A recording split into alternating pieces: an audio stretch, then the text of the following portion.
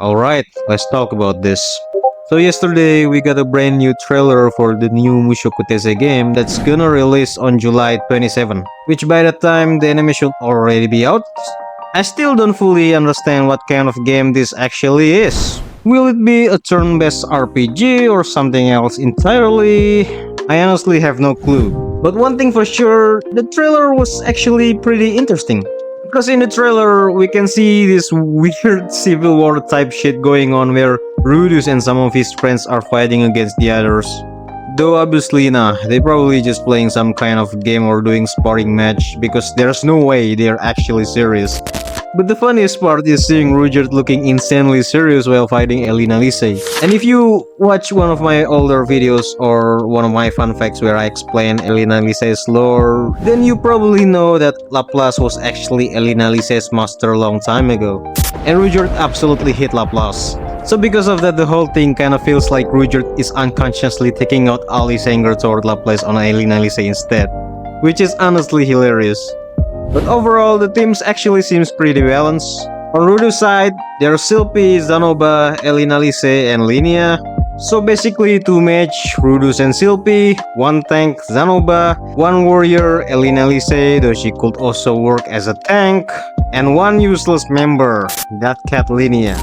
Meanwhile, on Ruijerd's team, there's Persona, Cliff, and funnily enough, even though Roxy is terrified of the super tribe, she somehow ended up on Ruijerd's team.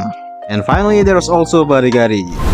Thank God he's not using the fighting golden armor, because if he was, then Rudeus' team will be completely cooked.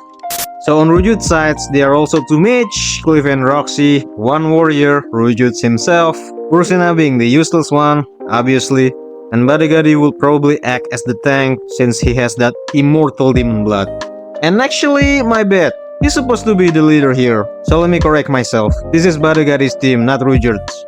The trailer then shows them having this big team battle, and you can also clearly see Persona and Linnea panicking in the middle of it. And that could actually be a pretty good clue that in a real battlefield situation they'd definitely be useless. Not because they're weak, of course, you know, they beat Cliff and Zanoba, but because they struggle coordinating with the rest of the team and will panic too easily. Meanwhile, Cliff and Zanoba don't really have that problem, which is probably why they become way more useful during the final arc. The only reason Persona and Linnea could even beat them before was basically because it was always a 2 versus 1 situation. If you separate them, they totally suck. I'm sorry, I feel like I've been dissing them way too hard in this video. At least they're not Luke, who is still a bitch.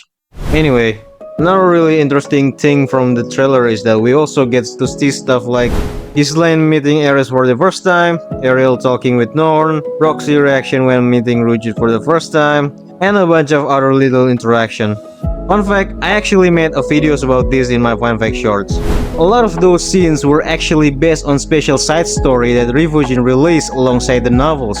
But sadly, those were exclusive bonus story that you could only get if you bought the volumes from the specific stores in Japan.